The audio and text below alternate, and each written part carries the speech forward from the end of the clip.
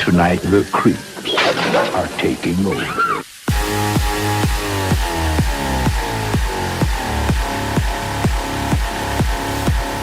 What you just said is one of the most insanely idiotic things I have ever heard. At no point in your rambling, incoherent response were you even close to anything that could be considered a rational thought. Everyone in this room is now dumber for having listened to it.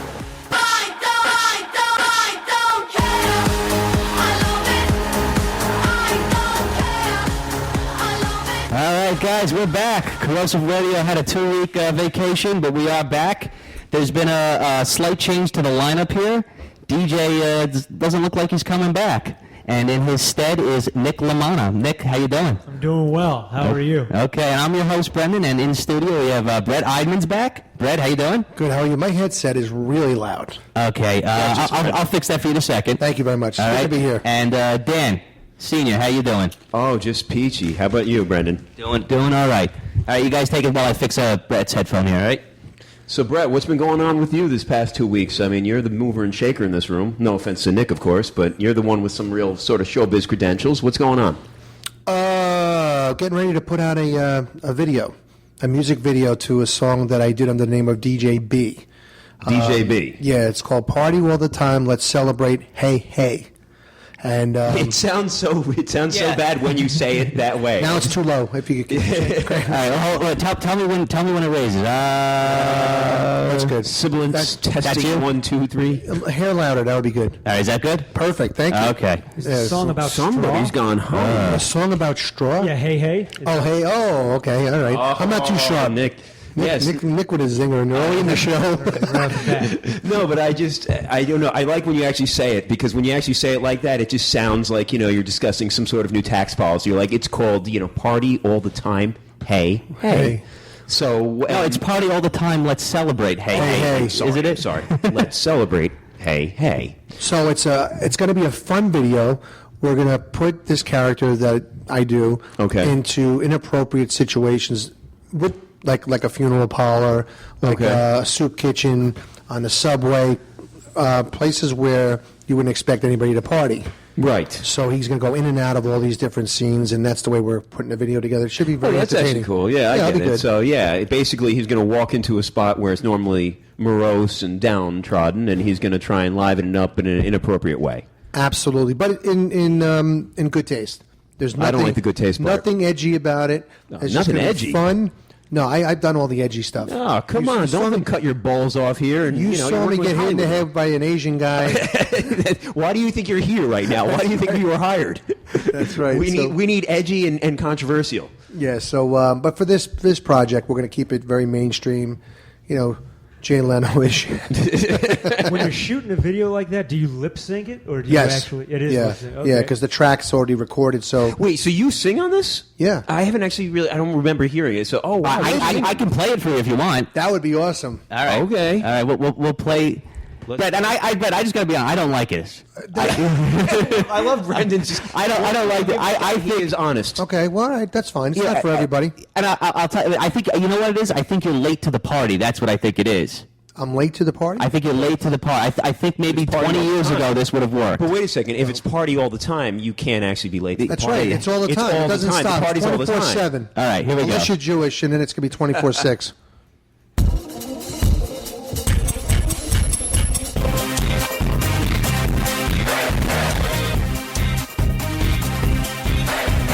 Party all the time, let's celebrate. Party all the time, let's celebrate. Party all the time, let's celebrate. Party all the time, let's celebrate.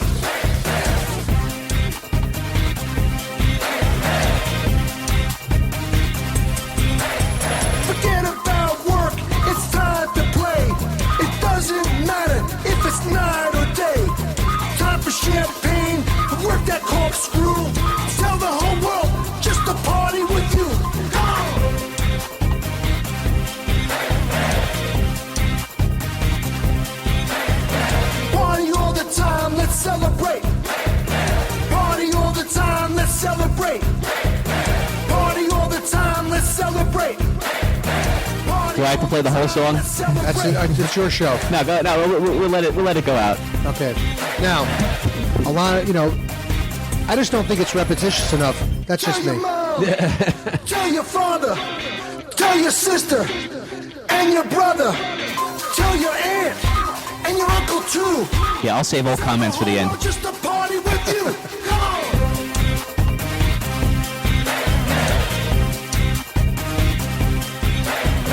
Party all the time, let's celebrate. Party all the time, let's celebrate. Party all the time, let's celebrate. Party all the time, let's celebrate.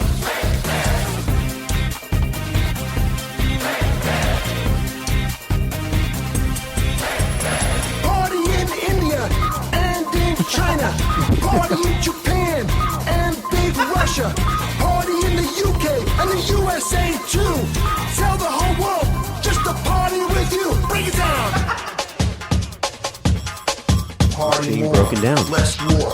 You know what I'm saying? Come on, let's count it out now. 1, 2, 3, 4. Party all the time, let's celebrate. Party all the time, let's celebrate. Party all the time, let's celebrate. Party all the time, let's celebrate. Party all the time, let's celebrate. Party all the time, let's celebrate. Party all the time, let's celebrate. Party all the time, let's celebrate. Come on. All right, that's enough. Okay. That's enough. Can I explain? Absolutely. I don't know if there is an Only explanation. if I can do it coming at you live. Corrosive Radio with little Brett Eidman. Thank you. Can't you imagine, like, after a goal is scored or somebody gets a home run in a ballpark, that they would put something like that on? Could you imagine, like, at a bar mitzvah, let's bring in the Yes, bar mitzvah I work family, those party kind of all the things. time, let's celebrate. Can't, So you want this to be a stadium song? yes, Like a jock jams kind of. absolutely. Okay. I see what Nick you're knows saying. what's going on. So is this? I'm confused because the video is sort of a comedic enterprise. What you're saying, but you're saying the song is very much legit. The song's legit, but, Okay. you know what I'm going Yeah, it's after in like, the I song. get It's it. pretty obvious what's going on. I do. No, I get it. I mean, You don't know what. I mean, maybe it's not obvious to me. I thought you were going like trying to break into the Z100 dance song market. I think he'll take that if it happens. I'll take it, sure. I'll No, take you're any- too late for that. No, I don't know. We'll see. It just got released actually today to like hundreds Dropped. of You gotta of say stations. dropped. The guy got dropped. It Come got on. dropped today. Come on, there, sir. It's like DJ's not here. You remember he said, Absolutely. "When's it going to drop?" I love it. Whatever he said to that guy, it drops today. It got released a couple different places at different times, but today it got released to like some major stations. Wow. So that means they have it. Who knows if they're going to start playing it or not? But I think the video has to sell it. To be honest, Okay, can I make a suggestion? kill myself. No, I mean, No, I no, figured that's it- what you're going for. Go ahead. Find another internet radio show. No. Yes. Go ahead with your plan. Go ahead with Plan A. But if Plan A doesn't work out, you need to go the Tommy Wiseau route. And what's that? That's where he made The Room, the movie that was so awful that everybody loved it. Okay. And then he started. Good friend of the show. And then good for you. He doesn't like us either, by the way. And then he started. He first marketed The Room as a drama because he really thought that this was something, serious that he was writing. Right. And after he was smart enough to realize that people were laughing at it, and then started marketing it as a dark comedy. Okay.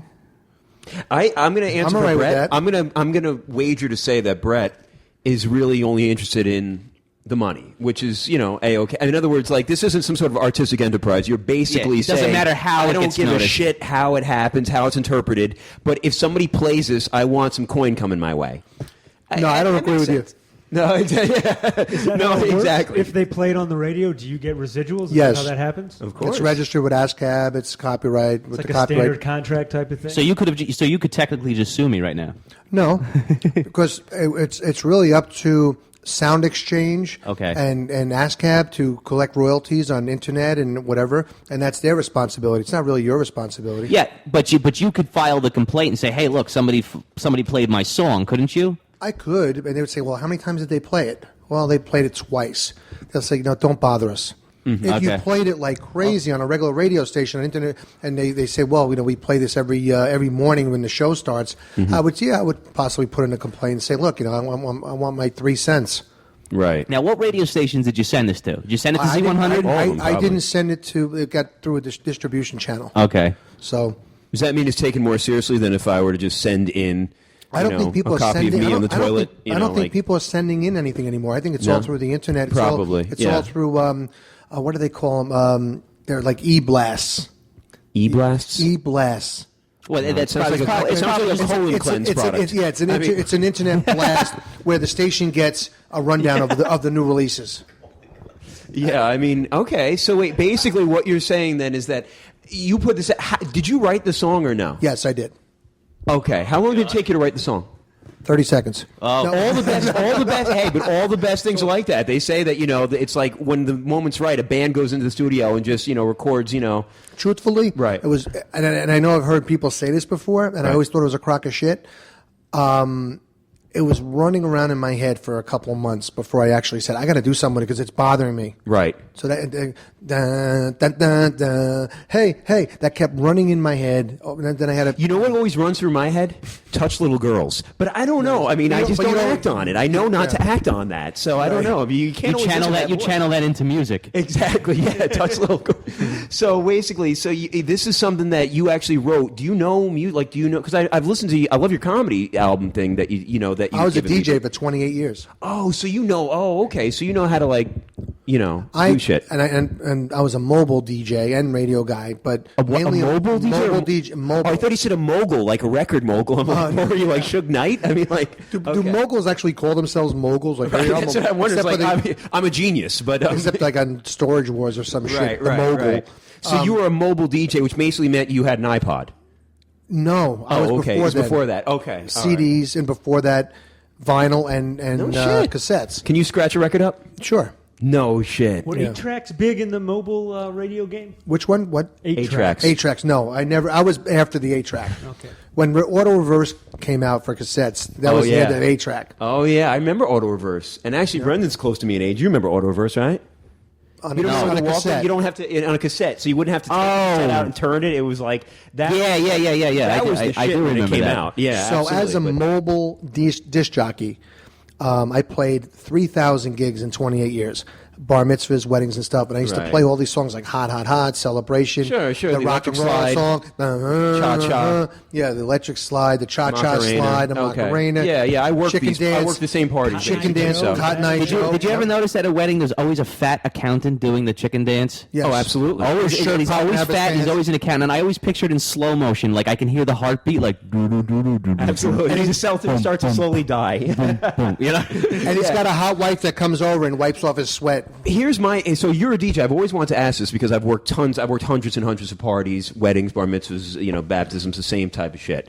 Basically, have you ever noticed that at weddings they play possibly the most inappropriate songs consistently? So, for example, Meatloaf, "Paradise by the Dashboard Light" is the biggest wedding song. Yet, if anyone ever listens to the wedding, because he's pissed off that he married somebody. Nobody ever listens to lyrics anymore. It drives me fucking crazy. It drives me batty. I used to play at bar mitzvahs. I used to play "Me So Horny." Yeah. And nobody's listening. Everybody's dancing. Right. Nobody YMCA. I mean, YMCA. It was what? It was talking about young gay men come to the YMCA to have gay sex. But make real your dreams. Right. And yet people, I would go to these places and everyone's like, you could tell it's like these like super homophobic meatheads being like, why? And, ain't no fucking faggot. It's just like, what are you talking about? What are you dancing to? But they do that. They always do the Meatloaf, which is just hilarious because the whole song, as Brendan pointed out, is him lamenting the fact that he married just because he wanted a little bit of pussy. He gave someone a vow, and now he's waiting for the end of time. Praying for the end of time. Yeah, exactly. So they always play that, and they also play the... Yeah, but that's the song at most weddings is prophetic. You're right. And it's so true, but it's so funny that this day of their celebration of their love, they choose that song. And they choose the Grease... the one about tell me more. Yeah. Did she put up a fight? And I'm always thinking, like, he's just sitting there talking about, I raped her. Like, I love it. How about I was playing at bar mitzvahs, Grease Lightning. Oh, right. She's a real pussy wagon, Grease Lightning. Right. Uncle Seymour. Yeah, it's insane. And I mean, I don't know. Weddings, for those of you that don't know anything about it, I guess Brett knows, but basically weddings are just, they're horrific. I fucking can't stand them. And they even, did you have to do the announcing? Did they announce back then? Like now, for the first time, Mr. and Mrs. Please welcome your bride and grooms, Sally and Jim. What is that about? Why do people want to make it like a sporting event? They would be like, and now, grandma escorted by little Bobby, and they would actually bring out the entire wedding. What's even worse than that is the candlelighting ceremony at a bar mitzvah. And when the girl tries to rhyme, he is really lots of fun. He lets me go to Florida and enjoy the sun. Please come on up, Grandpa, and light candle number 1. Right. Okay, great. Hey, that's great. Great poetry. Torah, and that's what's up. And it's just like, I still... Wow, so you're not just doing the DJing, you're emceeing as well. Right. You had to do that little Coke and Pepsi bullshit. All that. The I Coke feel and your Pepsi. pain. I also do the mummy wrap where you wrap in toilet paper. I don't think I've seen that one. I don't think they do that one anymore. That's gone. Yeah, no more with mummy wrap. The mummy game where 2 kids stand back to back and then the third kid wraps. All depressing. that What's bothering me right now? I'm watching the levels on the board, and Nick's level is not going up at all. Nick, participate. Tell us about your bar mitzvah. With your, I mean, clearly you must. You go ahead. Yeah, I did have a bar mitzvah. Yeah, we had a magician and a DJ, so we got like the best of both. Wait a minute, Nick, you're Jewish? I am. Yeah, don't let the last name fool you. My dad's Catholic. My mom's Jewish. Oh, so you're Jewish. So then you're the opposite of me. Yeah, I'm not. You are. You're about. Where was your bar mitzvah? It was in Virginia. I'm a Southern Jew.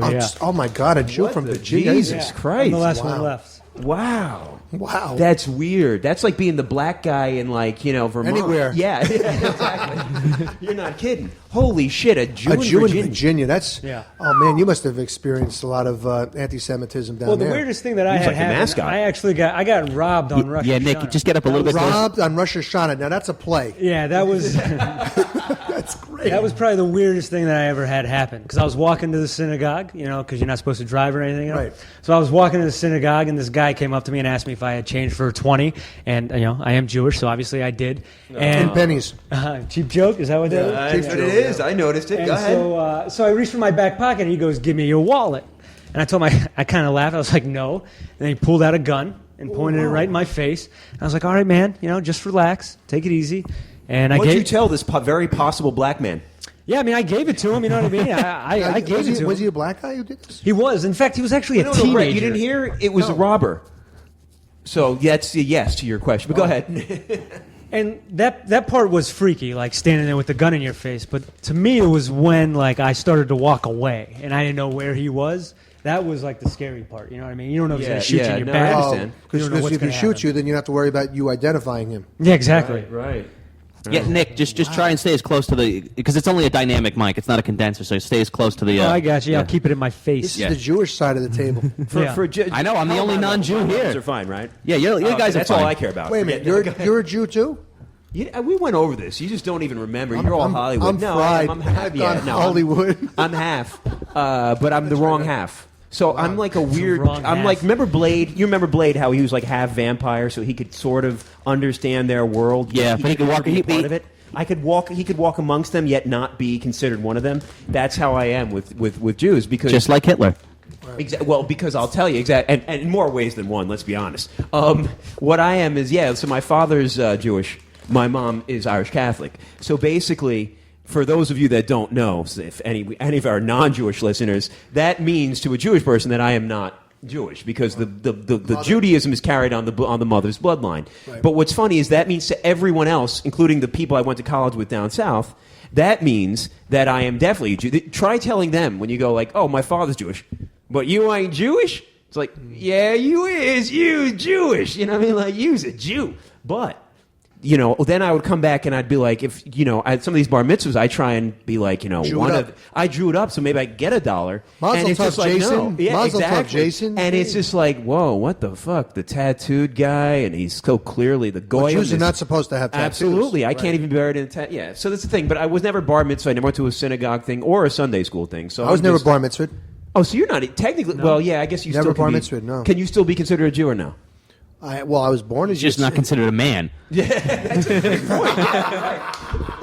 That's an excellent point. You're right. He is. He's not considered a man now. So, do you read Hebrew or anything? No. No. Oh, okay. Nobody reads Hebrew. Even I think they're faking it when they do it anyway. I think you see those squiggly little lines. They're like, "Yeah, it says here you should turn the lights off at 7."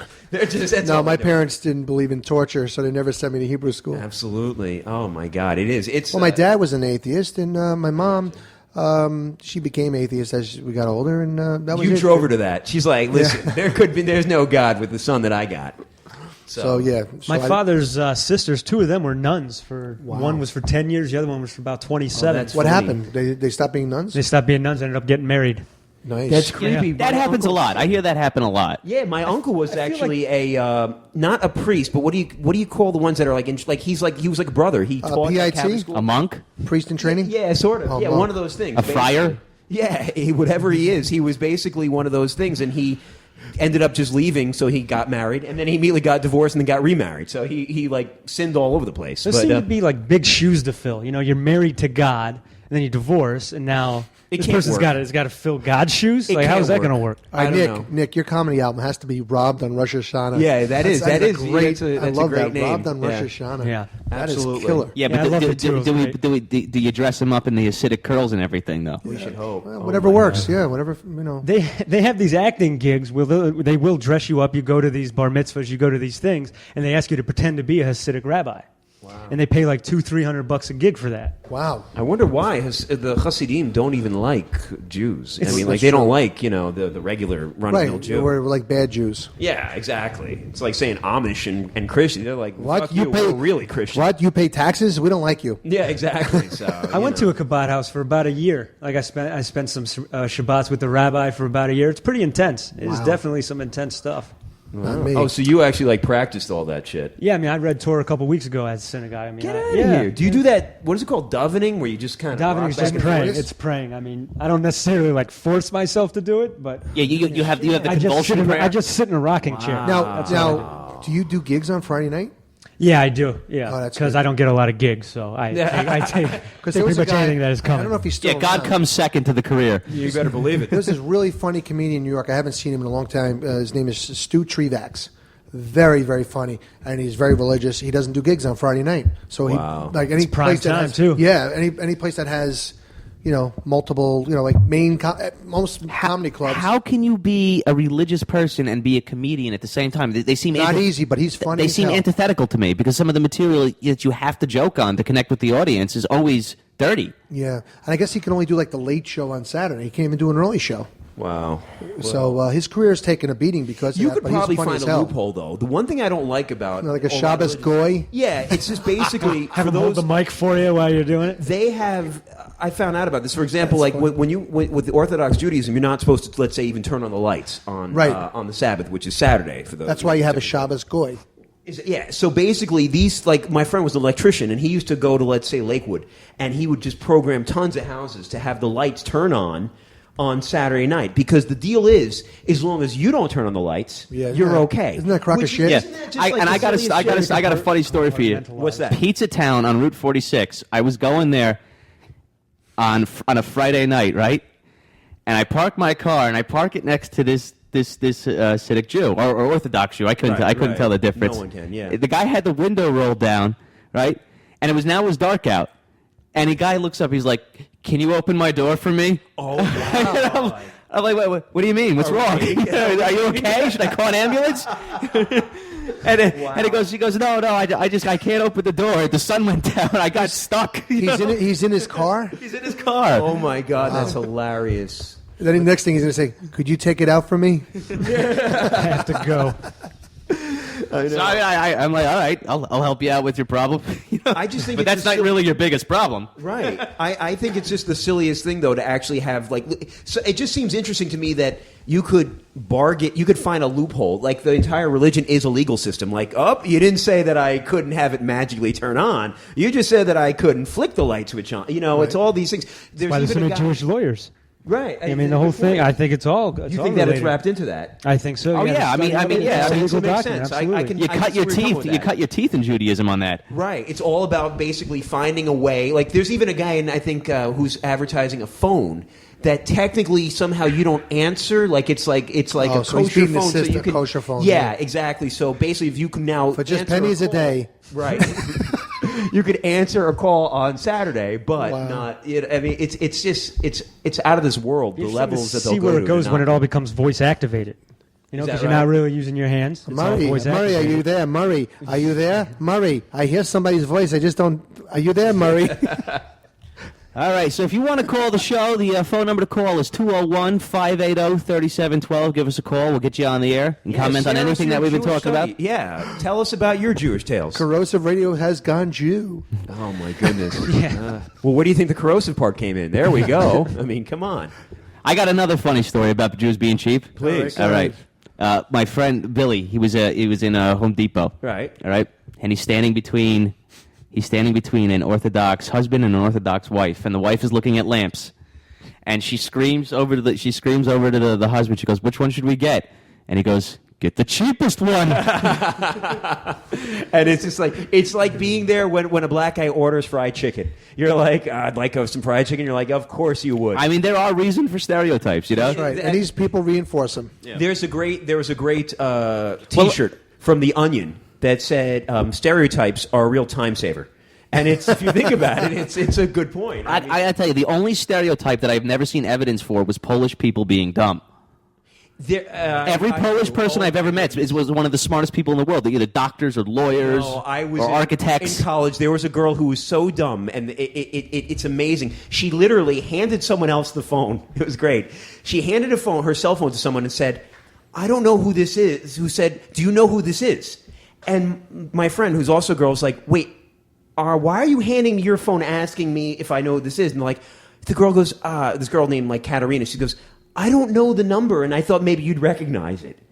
And that was but one example. So basically like the neurons in her brain are just sort of like, they're not making a full connection. There's like an arc. Well, she by herself could actually, confirm that stereotype. The other one she did that I loved, which is that she sat there and she once said, when should you have your oil changed in your car? And I said, well, listen, most manufacturers recommend every 3,000 to 5,000 miles. And I swear to God, this is not a joke. She literally looked at me and goes, "Oh, I never drive that far." Wait, are you sure she just wasn't blonde? She's not going, she was also blonde as well, so she took care of both. She doesn't go cross country? I know. I just love that she actually, and she really was like, that sounds like a joke, it was literally the truth. I sat there and I was just dumbfounded by her lack of understanding of just yeah. My sister every now and then says stupid things like that. Like one day I was arguing, telling her that the longest day of the year is June 21st, and she goes, "No, I've had longer days in December." Well, I'll tell you, with doing all the DJ jobs, talk about stereotypes. Who do you think out of all the ethnic backgrounds were the cheapest when it came to giving tips? I'm going to answer because it's going to disagree with you, but unfortunately for me, in bartending, it has been Jewish people. I'd say Really? Europeans. Yeah. Europeans? Brendan, who do you think? It's going to be black people. This is a trick question. So Well, you know what? I can't include black people because I only did a few black. So I'm going. So you know what? I think you're going to say because they don't count. It's not that I've had any experience with this. I'm just going to say Italians. Okay. Well, the truth is Irish. From Ireland or Irish from America? That's just because they're too drunk to remember to leave a tip. Probably. Yeah, they were the cheapest. The most generous have been the Jews and the Italians. Wow. You know what? It's way different from bartenders. Way different. This is just not even... the Jews don't even drink, so you don't have to worry that's about not true. That's just so not true. They do. They really do drink. I've once... My They heaviest eat. They don't drink. No, I'm telling you, they drink. I've actually... At one point, I had a rabbi say the exact same thing to me because he was actually blessing some of our stuff, making it kosher so I could make a drink. And with my, How does he make it kosher? That's what I said. I thought that he was sitting there like, he literally performs like a small ceremony on my mixing cup, my strainer, What did he put in your So it drink? was the dishes that he was making. Yeah. Oh, okay, I he got was you. making them kosher, and then basically he sits here and goes, "Oh, you're not going to need all this stuff. These Jews don't drink." And I'm like, listen, I beg to differ. That day we got hit so hard because there was a guy. He was calling for like literally the largest call I ever got. He said 52 shots of chilled Grey Goose. Wow. And I'm like, oh my God. And I didn't even get $1. There was one bar mitzvah I worked that I actually had money taken from me. Like it was not only did I not make any money, I used to call it pitching a shutout because I would tell my bartenders when they come in like, "How'd you do?" I'm like, "I pitched a shutout. I didn't get $1." I used to put $1 up next to my garnish tray, next to the fruit tray, just to let people know it's okay to like put money down. That got taken by one of the kids. So I'm like, I actually lost money at the bar mitzvah. It was in terms of tips, it was insane. I don't, and I do. I can tell you that what happens is, from what I gather, they give a lot of money to the maitre d'. And you know what? I could do a public service announcement right now for the millions listening. This is very important. They give money to the maitre d', but they would never say, thank you, like, please give this to staff. They'd only say, hey, thank you, this is for you. And maybe they assume that the maitre d' is disseminating that money to the And there employees. are some, and I know this, there are some maitre d's who are supposed to give it to the rest of the staff, who then screw them. Yes, but only they have a code. They say, listen, if they say, hey, this is for everyone, they give it away. If they say, hey, thank you for everything, this is for you, they take it, and they assume it's just for them personally. But this is a real epidemic going on, because if this is the case, it gives Jews a real bad name, because I got to tell you, that stereotype is 100% confirmed in my opinion. Nobody wanted to work the Jewish parties. They never tipped, despite the fact that they would drink and their guests would drink. And the ones, to answer your question, that tipped the best, oddly enough, Cubans, and I think it's because they I mean, well, I'm Cuban, so it makes sense. Drug lords. You're not Cuban. Yeah, You are? my grandfather was from Cuba. No kidding. Yeah. He swam over? Ricky Ricardo. No. He was, as far as I understand, he got orphaned in Cuba. Wow, and not a good place to get orphaned. No, yeah. And then the details are sketchy on how he got over here. Right. They often are. You cockroach. Yeah. And no, and then he started the largest shipping company on the East Coast in the 1950s. I believe it, but I'll tell you, the Cubans, and not only that, their women are just dynamite, and they would come up in these great gowns that they wouldn't even have money. They'd ask for a drink, then they go, oh my goodness, they'd run back to their table and bring me back a $5 just for like any drink. They were by far the best tippers, and then after that, But what was your percentage, your ratio, the type of affairs that you were doing? You were doing bar mitzvahs, you were doing weddings. Yes. At what type of place? Was it a country club? No, I have worked at a country club, but no, this was actually a catering hall. A catering hall. Yeah. So don't you think the majority of the people that were coming in there were Jews? No, weren't. because there was a great number of I did weddings most of all. I would do a bar mitzvah in the every Saturday morning. Afternoon. Saturday afternoon, and then every night. You know, that was actually, I would get a better wedding for taking the bullet of doing the bar mitzvah, because I got to admit, they were also really, really poorly behaved. Really demanding, and I'm not saying that Jews. The kids are ripping a sink out of the toilet in the bathroom. The kids were horrendous. And I mean, if I hear one more fucking little kid come up to me and go like, "I'll take a Jack Daniels on the rocks, my good man." I mean, every kid. And it's just like, I haven't heard that joke. My good man, 17 times in the last hour. Here's your Shirley Temple. Yeah, and I would always spike their Shirley Temples with extra sugar. Rat poison. I really would. I would do that all the time, and I used to do anything to get tips. I used to even limp. And I would limp because it was a long walk to the fridge to get a beer. And lots of times they wouldn't order all at once. The guy would just be like, let me get a Heineken. And I would go get the Heineken. He'd be like, let me also get a Corona. And I'd limp. So I just started limping. I thought that maybe that would evoke some kind of sympathy. Yeah, well, I mean, I had a parent get upset with me because she says, the kids are in the bathroom destroying the bathroom, and they're outside throwing shit into the air conditioning condenser. They're doing all kinds of crap. I say, I'm not a babysitter. Right, control your fucking kids. Yeah, it's terrible. It really is bad. But after that, I will tell you that when it comes to the best tippers, I find that any American Italians are very good, and because they're always very competitive. So it's always like, that's not a tip. Give him a real tip. Hey, this is a tip. No, that's not a tip. I got this one. Hey, here, this is for you. No, this is for you. That sounds like my father right there. Right. No. I remember doing a gig where the Italians and the guy's like, hey, play me some Sinatra. And he was throwing a 50 on the table. You're like, he comes up like 10 minutes. Some Sinatra. He like come up 10 minutes. Can you play some more Sinatra? Another 50 on the table. I'm like the whole thing was dedicated to Sinatra. Yeah, you're like, listen, this is all Sinatra all the time. You mentioned that it was an epidemic. Sinatra. What would make it an epidemic? Like, how many people before, like, it goes from an epidemic? What is it? A stereotype to an epidemic? To a pandemic. What's the step? Anything that causes me to lose money is an epidemic. That's an epidemic. But no, I will say this: that I've been in. I did work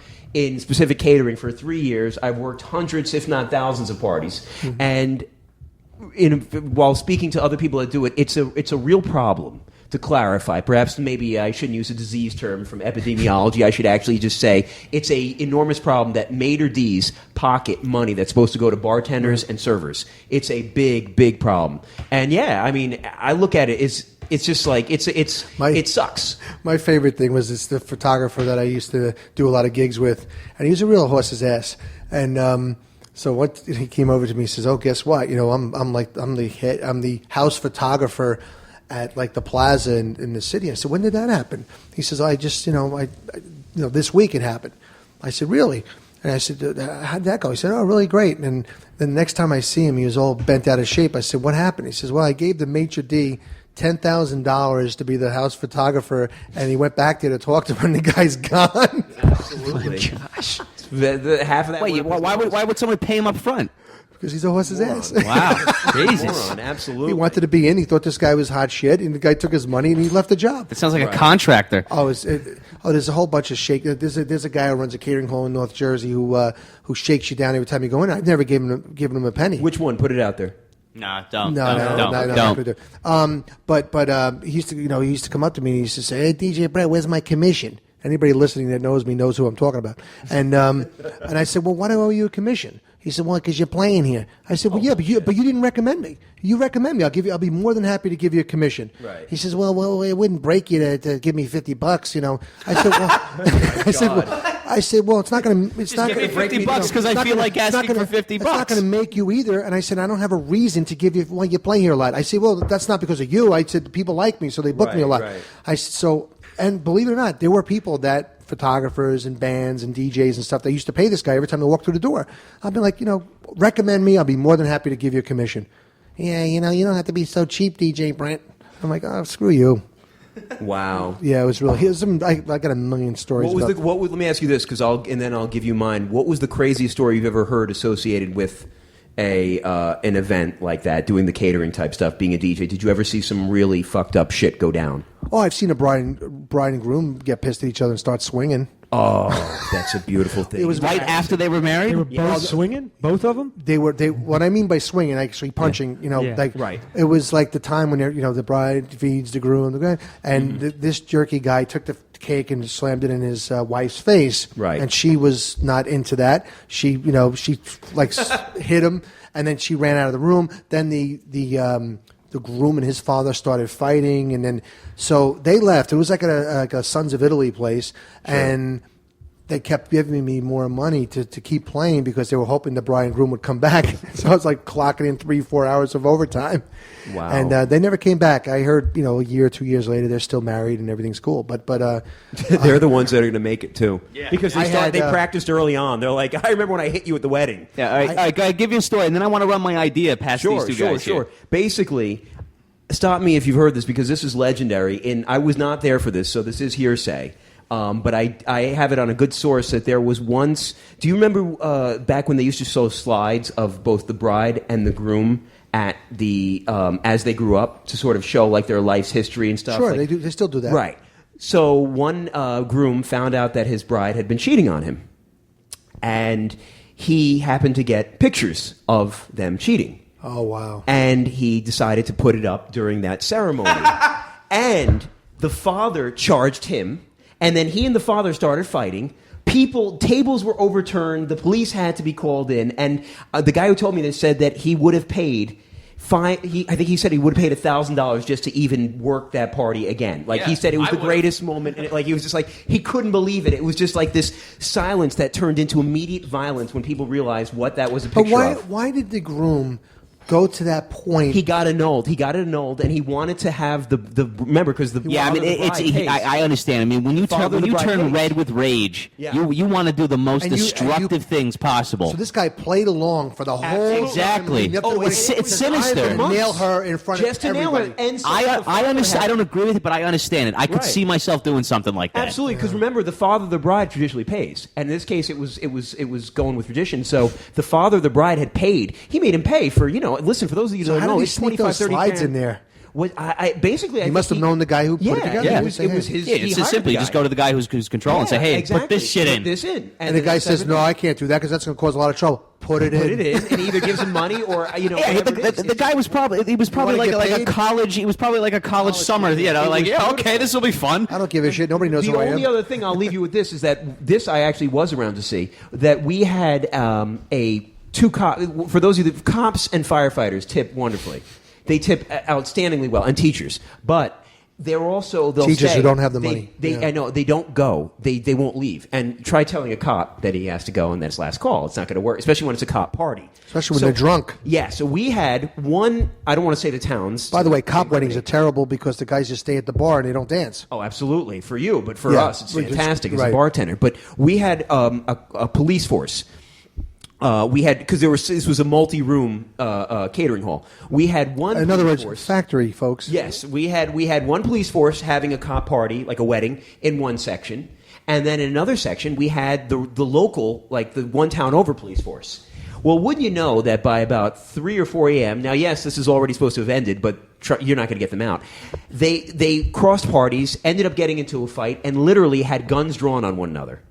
And wow. my poor manager's like, I don't like. He didn't even know who to call. He's like, I've got the police force here, and then the next town's police force here, and they're going to kill each other. And then finally, cooler heads prevailed. Yeah, cooler heads prevailed, and they just left. And then it was like 4:30 before they actually left. Where do these guys think they're going with that? Like, as soon as somebody takes out a gun, it's gone to the Twilight Zone. Absolutely. You know? Yeah. Both had their when you're a jackets cop, on, too, just open fire with the jackets on. It's really funny how the cops and firemen have this rivalry against them. I mean, even like hockey games, they have the cops and the firemen. It's like they're vicious. They want to kill each other. Absolutely. But whatever. Yeah. That's incredible. Yeah, it's great. Crazy Details of the thing. So yes, tell them about your. Okay, let me give you some background. So DJ, who Nick is filling in for, maybe permanently, we don't know yet. We don't know. He doesn't say a lot, just like DJ. But when he talks, it has weight. It has weight. Absolutely. He's got that gravitas. All right. But DJ and I, we did hang out this weekend, and we went to the Broadway Comedy Club open mic. Al Martin. Okay, look at you name dropping. Al Martin. The comedians have to pay to get on that. What? The comedians have to pay to Not get this on one. that. You didn't have to. Wow. This was Sunday afternoon. Only you have to pay, Nick. Only you. It turned out it was only for you. Yeah. Al Martin's lubing up right now. There you go. There's a horse's ass right there. That guy you were paying was actually just a homeless guy who sits out in front of the place. Yeah, and there was a lot of those guys there. Yeah, exactly. Be the new They were getting Broadway on stage, photographer I'm sure. for 10 grand. Yeah. All right, so so DJ and I went, and the idea was to promote the show here.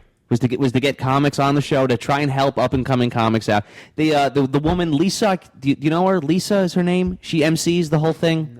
No, I don't. All right. Anyway, she was very nice. I know the last name though. Right. On that Yeah. Too, though. She was very nice. She announced our show from the stage and everything. Nice. There was a lot of lunatics there, though. It was one of the saddest things I've ever seen in my life. Was there actual audience members there, or was it just Some people, like you remember you were telling me about bringers? Yeah. Okay, well, some people brought people. Right. All right? But not a lot of people, though. But there was about 50 people there that wanted to get up. Wow. Yeah. 50 comics 50 comics, yeah. At least. for 5 minutes each. So what is that mathematically? That's 7 years. 250 minutes. Yes, exactly. Jesus Christ! Oh boy. Which is about 4 It's just ending now. hours and 10 minutes. But obviously, needless to say, it's only 2 hours. From 6 to 8, they didn't get to everybody. Right. That's ridiculous. That's stupid. Not you or anything. That situation is stupid. Well, it was great. It was great for us. We got to talk. We got to talk to a lot of comics. We got to give out a lot of cards. Excellent. But it gave me an idea because a lot of these people were lunatics, like almost to the point where it was like you really thought the devil made them do that bit, you know? That's a beautiful thing when you get those real nutcases. And now remember the main theme of the show is we're looking for those sort of insane people where we don't even almost have to comment on them, and we could just let them be the humor of the show. That's why we hired Nick. So I'm thinking, I want to run this by you two because you're both paid comics. Do a show that can materialize in one of two ways, simply called open mic. Now, it'll be just like a club open mic. You have people sign up, and they can do it. They can either do it through Skype. They call up and they do their bit. Of course, you lose the visual and audience feedback. Which is not important for comedy. Not for stand-up. Right? And the people who would call the show would no longer be called callers; they'd be called hecklers. Right. Right? Or it can materialize another way: is that you actually broadcast at this club. The woman was very nice, and I see no reason why they wouldn't even let us do this. All we would need for them is an internet connection. I have all the other equipment. Right. What would be the benefit of the first one, of your first option? Well, Like the benefit of the Skype first call. option was first of all, when the woman announced it from the stage, everybody's head perked up like a bird. Mm-hmm. Like you ever see Jurassic Park where the dinosaur like that. It was like, oh my God, something else I can do. You know, Right. Everybody seemed to be very interested in it, and the idea is just to get the word out for this show. And not only that, it'd be like our own little lunatic farm. You know how AAA, our own little this is where we just harvest maniacs from. So I'm gonna assume that these are probably newer comics, right? Well, it's open mic. This is people that and it benefits them in the sense that they get exposure. True, because I know. Go ahead. Oh, I'm so. Well, let me just also add this in as an interesting little thing. Both of you being experienced comics could understand that probably one of the most difficult things is going up there the first time is actually feeling those eyes gaze back at you. So the reason some people might actually do this would be, so how many times are people afraid to go up on open mic? I would imagine quite a few. In terms of people actually doing this. This would also almost be, when he told me this, it could be a conceivable training wheels type thing, because you don't have to have your face out there now. If let's say I'm going to go out there, right, and all of a sudden I'm going, well, shit, I don't want to get in front of all these people, and maybe my material's not that strong. I'm going to call in this radio first, and then just kind of like put it out there. It's like almost like a practice. It provides the anonymity of the internet for the people, right? Because you don't have to tell your name. You don't have to do any of this shit. You just sit and there. You could experiment with your. But you're saying on one hand, you're saying like, well, we'll give you exposure and everything else, and then you're saying, well, no, it's two reasons. Like for the people that really want the exposure, they can use their honest names, right. And the other side of the coin is people really, if they just want to get up there and say something and get the confidence, they don't have to use their real name, but we'll keep their information. You will absolutely get new comics to do that. Absolutely, because they're fiending. They're like drug addicts. Exactly. That's what I thought. He's not looking for established people like yourselves. But to me, you need an audience. You need somebody. You need that visual to know feedback, whether or not someone's laughing or not. Okay. Well, how about you can be an actual lunatic, stand in your room and just spit out material. But what if we played a laugh track? You need to know. No. How about if you had a panel, almost like an American Idol thing, judging? Yeah, but even American Idol and all these shows, they have an audience. They have an audience. Yeah, I mean, you have judges. I mean, you could say, well, we're the judges, and then have your audience, your listening audience, be the audience. But comics need that interaction. But I thought you just said that it wasn't the audience interaction wasn't important. No, it is. But okay. New comics will absolutely get on and spend. That's what I'm looking for. I'm looking for the new comics. We're not looking for established people. Very anxious to get that next time, no matter what it is. Yeah. I know when I first started, I would talk to people on the side of the street just spitting out new jokes. Okay. Which you had to do to get stage time anyway. They call them barkers. Right. I mean, but like, barkers. But it is. You stand outside, you pass out flyers, And New York Comedy Club, come on, we have a show in 5 minutes. Come on, come to New York Comedy Club. Okay, I did a show at 4:15 in the morning once. Like, okay, but would I do that now? Wow. Not if I wasn't getting paid. You know. So what do you? So what do you think? It's all So what do you think about the second option then, which is actually broadcast at one of these open mics? Well, that one I don't really know what we would get out of it other than just. Well, you could interview the guys afterwards. Like, how'd you think it went? No, here's what I think, and you tell me. I mean, I'm just spitballing here. Right. Okay. All I would need from the club, such as Broadway Comedy Club, is an internet connection. I have all the other equipment to make this possible. Right? Now, here's what you could do. This would make their open mic probably one of the most unique open mics in New York, because not only are you getting on stage and talking to all your friend comics, but you're also being broadcast over the internet at the same time. Right. And you're getting that audience feedback. Well, right now there's a whole shitload of comedians who have podcasts, and some of them are very popular. And also there are some radio shows that do come from, they say, oh, we're live here at Broadway Comedy Club, sure. and then they usually interview a headliner. Okay, right. Yeah, but we're not looking for the headliners, though. So I don't know. And if you interview comedians after their set, then then you have to stop what's going on stage. Then you'd have to do everything. No, you wouldn't interview them. Just let them go. You would just let them. You would hear their act. Right, and maybe as the host, you would just give commentary a little bit here and there over it. I mean, the show is called Open Mic, and that's exactly what it is. Did you think the open micers were funny? Did you find them entertaining? Okay, well, I am not the right person to ask about that. I'm going to answer for him. In a word, no. There is. Look, first of all, it's very hard for me to laugh at stand-up comedy. I mean, I don't laugh at it anymore. I don't laugh at movies anymore. He's You seem jaded. to be He a can't even student of it, orgasm though. anymore. From what I've gathered the couple times we've talked, you seem to really enjoy comedy, though. Seems like you almost study it, too. No, I think about it. I think about what's funny, what's not funny. You know, it's... And I'm one of those people who will never really be funny because I think about it so much. Dissect it so much, you Yeah. know it. I mean, the funniest people in the world are the people that are just on autopilot and just say, like, the fucking weirdest shit you've ever heard in your life. UCB, don't think, right? Isn't that That's what right. they say? That's it. That's their motto. Don't think. Don't think. Yeah, I mean, and that's Meanwhile, what you have to do a lot of thinking because you have to play the rules, and you got to. Oh, a They say- paradox. I think it's wrapped funny in when, enigma. when I took the class, they said no rules, and then they handed you a syllabus. They're like guidelines of everything you have to study.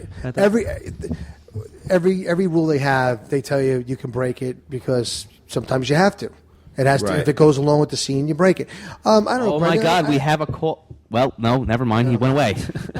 Wrong number. That's all right. Give that number one more time, though, Brandon. All right, the number to call in, and the caller who just called, you can call back. It's 201-580-3712 if you want to comment on anything we've been talking about. All right, go ahead, guys. I appreciate what you're trying to do and trying to expand and broaden our I sense a horizon. butt coming. No, I think that the open mic kind of thing is a very weird type of deal to set this kind of stuff up in a club.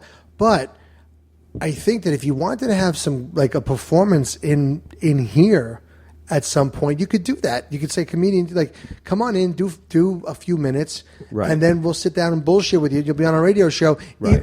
But you know what? If you're not into laughing, and if you're like, we really have to laugh at these guys, or they're going to think like, wow, this really sucks, and these guys are not supportive. But Brett, when you were talking about, and for those of you that are interested in the sort of sketch comedy world and improv, we were talking recently, privately about how when you go and audition for Saturday Night Live, right? The famous thing about Lorne Right. Michaels doesn't laugh, Doesn't and laugh, things right. like that. And you can, for those listeners, you can just go on YouTube and see all the famous ones from Dana Carvey to Phil Hartman actually do their auditions, and you won't hear laughter. They're instructed not to laugh.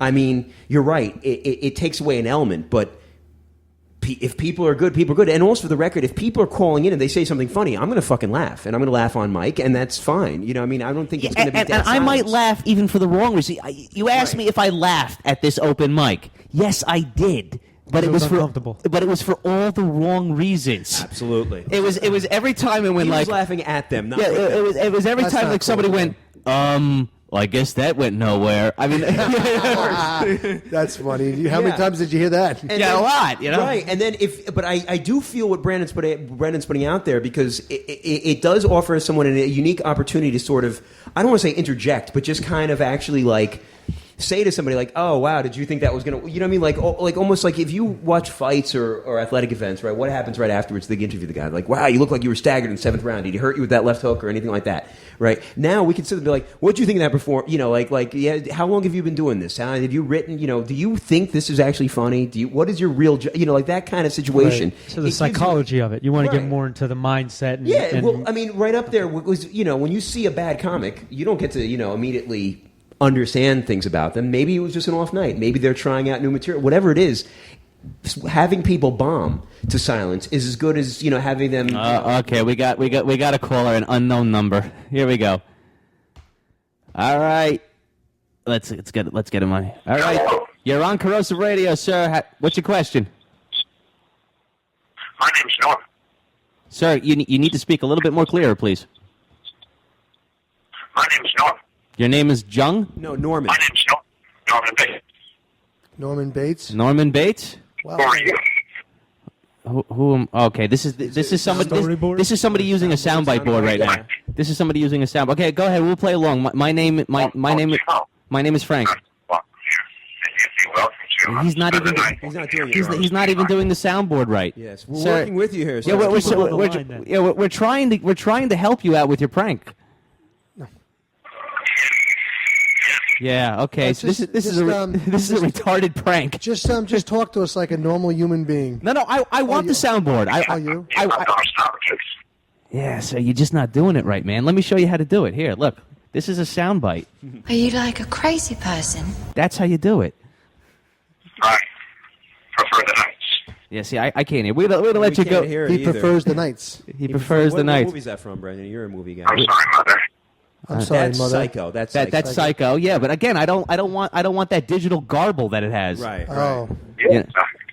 it's not clear. I understand. Sir, do you have the Arnold Schwarzenegger bits? Yes. Okay, well, play them for us.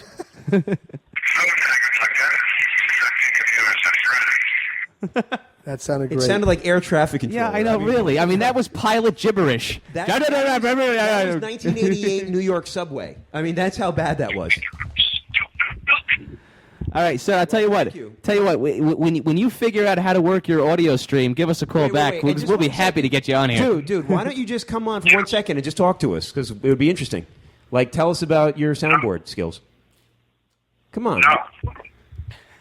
Hello? No. No, he's saying no. He's saying no. Fair enough. No. All right. I'll be back. All right. There you go. Do an I'll be back. That's what the plane sounded like right before it crashed at LaGuardia. Exactly. United 673. Good Lord. Sorry. All right. Goodbye, sir. Thank you. Thank you for your That was not great. call. All right, well, it's internet radio. Yep. How long is it? I love that shit. Yeah, absolutely. No, I mean, we're down for any prank call. That's one of the things also that I think he that Brendan has been telling me is that you could have hecklers call in and then see how people handle it that way. I mean, in the sense of that would give someone the reasons to go about this. But I actually have a tendency to agree. I actually would think it's more likely to happen in the first format rather than broadcasting live from a club. I think it's just more likely, like was what Brett said, to just have people, whether they're here doing it in person or if they're willing to try it over the phone, to have people do 3-4 minutes of some comedy and put it out there and see if people want to try that. People that haven't tried it yet already, people that are a little scared to go up in front of a room full of people. Yeah, I did a radio show a long time ago, and I told my guests that I knew that they did like either a character in their act or there's a part of their act, and I would say like, I want you on as the character. And I want you to do your thing. So I had this Elvis guy on, I had a Ricky Ricardo on, I had this and that, and it's a lot of fun. So if it's entertaining, right? I had a Greek guy on. He said he was a chef, in the diner, and stuff like that. It was just fun, and that was part of his act. I see what you're saying. Yeah, yeah. But comedy is good for a comedy club. Yeah. And if you had somebody come in, I mean, I've done stand up on like on public access television. A freaking nightmare. Oh, I'm sure it is. But let me ask you something. Was there any element that isn't, if someone were commenting of it afterwards, could it not have gone somewhere? I mean, remember, public access, you are just staring into camera, so you're not getting that immediate feedback of the laughs. But afterwards, if you could hear laughing in the background, you hear a little bit from the crew. I actually kind of like the silence. For example, if anyone who actually remembers the original Daily Shows with Craig Kilborn. Yeah, he was far better than Jon Stewart. I agree with you. Far better. I got to say, as much as I actually like Jon Stewart, I'm not at all anti-Jon Stewart. I like him. I'm actually one of the few people that was a Craig Kilborn fan. No, I am too. You are too. I definitely really thought he was very good. And what was interesting is that the show was silent. And then occasionally you'd hear a couple of people laughing in the background. Talk Soup used to be like that too. Yeah. It was the crew. And then after a while, when it got bad, is that you could tell that the crew had been instructed to laugh at each joke. Right. That's when it got bad. I actually liked when Craig Kilborn would just sit there as if it was a news broadcast, complete silence, and say a joke. And then move on from there. It was eerie, and yet I thought not only unique, but almost groundbreaking in many ways. It's just comedy of silence. I love when they did foreign interpretations. Yeah, I think I remember they brought out like the women who were wearing burqas, and they're speaking Arabic, and they're like, then they bring out the trampoline so we can all eat. Right? Yes. No. I mean that stuff was good, but it was initially done in silence. So I mean there is. Well, I think the comedians would have a very tricky time, Absolutely. especially inexperienced comedians. I mean, even though they are experienced in dealing with nobody in the audience, sure, but but I think, and again, I'm only acting as a conduit. I'm telling you that I believe I would hate it if I was. I believe Brendan wants that anxiety, that inexperience, and that sort of that weirdness going on. I mean, like again, the show serves two purposes. One, it helps up and coming comics, makes them feel. It gives them experience. I mean, there's probably nothing better to gain confidence than having absolutely no response. Because it's being confident in yourself. Well, you can also, and that was one of the. By the way, that was one of the things that bothered me at that open mic. as funny as it was to hear, I guess that went nowhere. It was like, fucking man up and just be confident in yourself. Right. If you thought that joke was funny enough to write down, then deliver it with that same confidence. Right, but you're talking. Look, these guys are just starting out. They're trying their best. They're doing everything. They don't know. They're still experimenting. Well, they're not all starting out. And this is one of the crazy. Hey, I'm going to do an open mic tomorrow night, and there's going to be a whole different. There's going to be guys who are doing sets to work on material. There are guys who are just jerking around. There's all different types. Plug it. Where are you going to be? I'm going to be at CV's Hideaway in Central Valley. CD Hideaway? No, CD Hideaway. CD/Hideaway. Wow.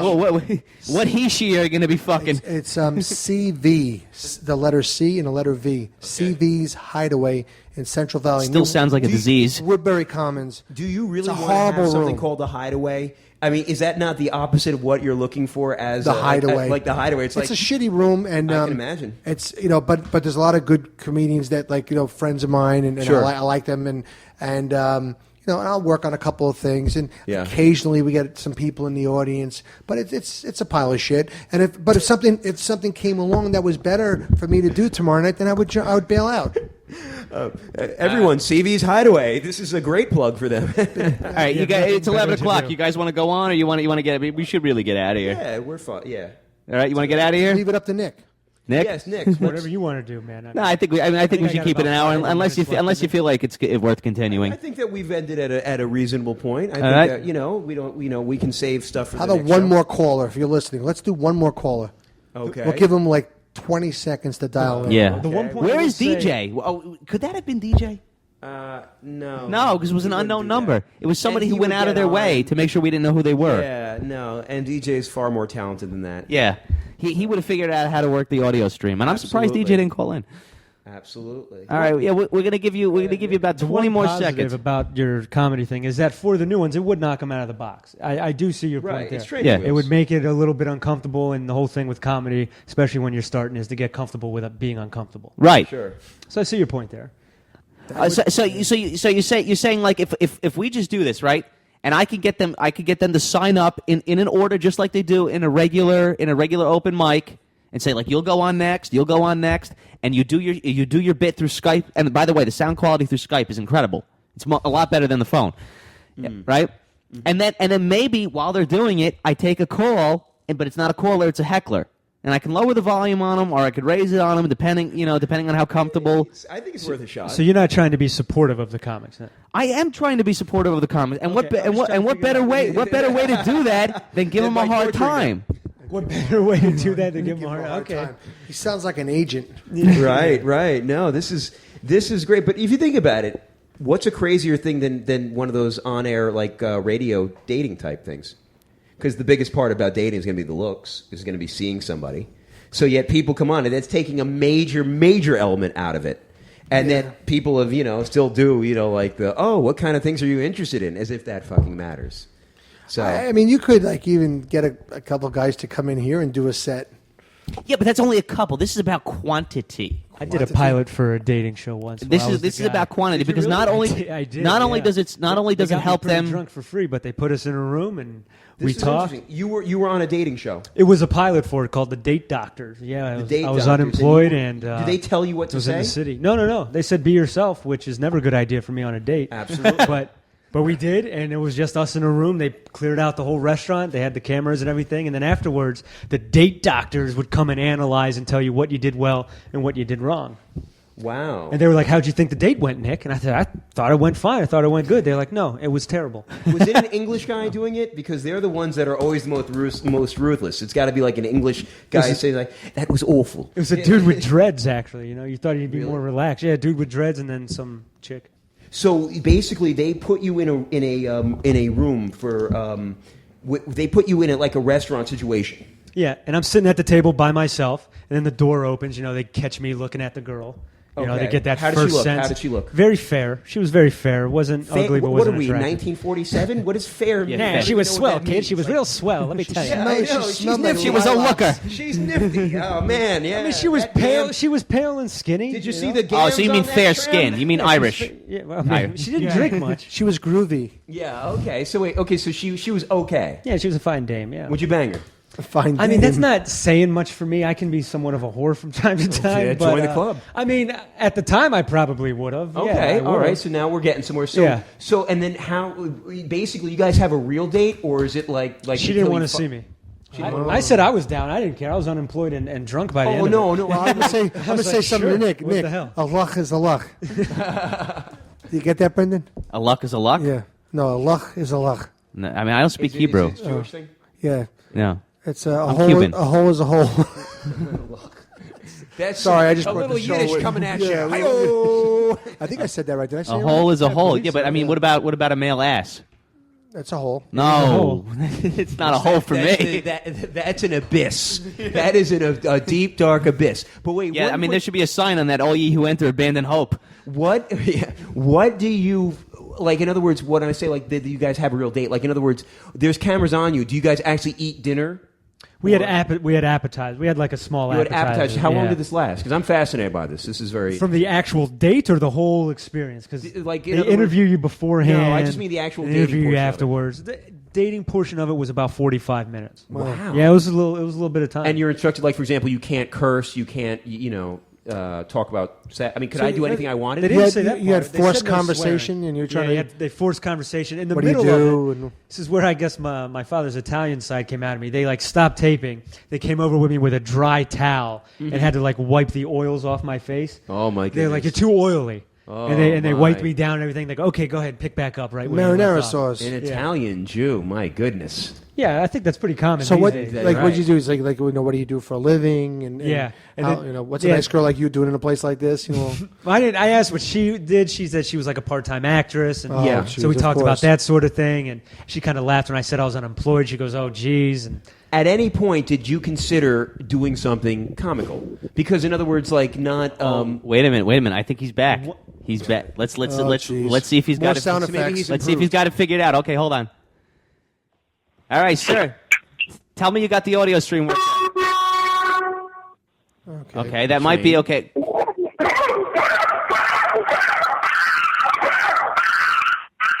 All right, it's monkeys. Okay, I get it. Go ahead.